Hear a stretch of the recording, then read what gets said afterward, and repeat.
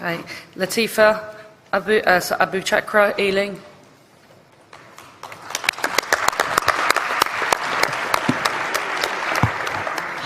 President, Conference, my name is Latifa Abu Chakra. I'm a first-time delegate and a first-time speaker. Thank you. I'm representing the Ealing Division in London, and I begin my address in the name of the Most High. Assalamu alaikum. Alaikum salam. When certain politicians and the media use the term muscular liberalism, that's just another word for racism and Islamophobia. This stance on Islam has led them into primary schools to ascertain why young girls wear the hijab, as it could be interpreted as a sexualization of these young girls. I say shame on Ofsted for victimizing young girls, for choosing to wear religious articles of clothing. There is no such measure made for other religions or other articles of religious wear. This stance has other ramifications. It signals to the British public and emboldens groups such as EDL, BNP and other fascist and racist groups that women are oppressed by Islam, are made insubordinate to the men that supposedly force them to wear it, and that it is the job of the British state to liberate us. We reject this imperialistic saviour thinking.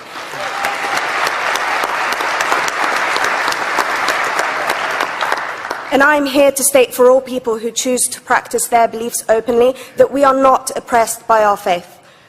Islam is not one homogeneous block. There are Muslim women who do not wear the hijab, and that is their interpretation of their faith. The Quran beautifully states, La ikraha fid din, which translates to, there is no compulsion in religion. My faith has given me the right to choose 1,400 years before the Universal Declaration of Human Rights told me I could.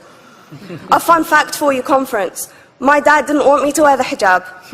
I chose to. Those of faith, thank you. Those of faith should have the right to choose to wear their articles of faith. Sikhs wearing the turban, Jews wearing the kippah, or Christians wearing the crucifix. Practicing my right to freedom of expression through the hijab empowers me and other women like me to know that we are able to make decisions for ourselves. Through the hijab, women like me feel empowered to overcome the social expectations of sexualization that is relevant and has currently resulted in many cases of anxiety and worse. I can speak for myself and others like me. At school, I was able to focus more on the thoughts that were running through my mind than how good I looked to the world. The NUT has supported a woman's right to choose when it comes to pregnancy. I want conference to support my right to wear the hijab.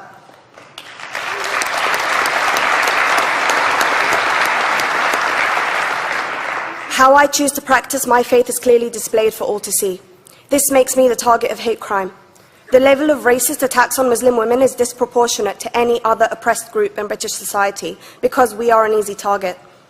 This decision by Ofsted has ramifications beyond the school gates and must be seen in the context of increased attacks on the Muslim community and perpetuates the outdated notion that Muslim women are the victims. I was on a trip last year to Hampton Court with my Year 7s, where a man felt comfortable to call me a terrorist. As a Muslim woman, I'm not a victim, so I challenged him. He denied it. I'm sure you've heard of the Punish a Muslim Day. It's been spoken about a few times already this morning.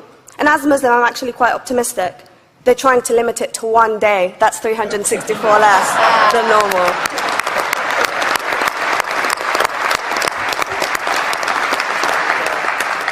But let's be clear, conference. Islamophobia and other forms of racism affects non-Muslims too. If we don't challenge this stance as a collective, we may turn into a society like France, where women are forced by the law to choose between their faith and their education, their faith and their right to work in the public sector, their faith and their right to enjoy a day out by the seaside with their families. I want to end by stating that I came to this country as an 8-year-old refugee.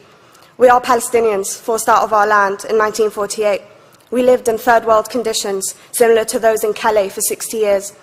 Here, I received the support I needed to study law at university and become a secondary school citizenship and PSHE teacher, and a school rep.